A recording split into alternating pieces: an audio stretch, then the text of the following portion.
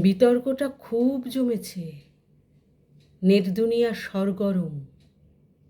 আমার আবার সহজ সরল মাথায় বুদ্ধিশুদ্ধি কম।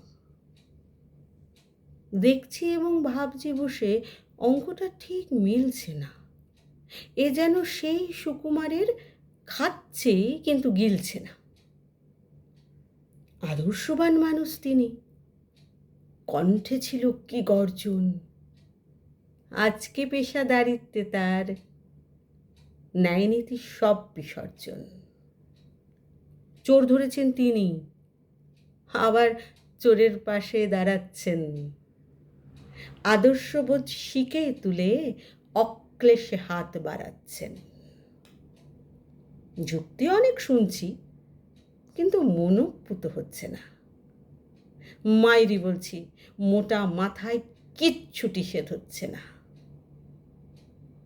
শ্রদ্ধা সে আপনা থেকেই, ব্যাপারটা ক্রয়যোগ্য নয়।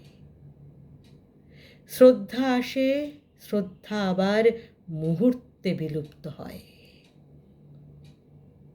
ভট্টাচার্য হতেই পারেন, কিন্তু সবাই বুদ্ধ নন।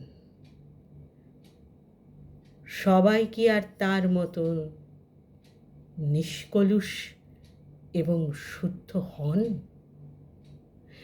কবি অনির্বাণ ঘোষের কবিতা খাচ্ছে কিন্তু গিলছে না।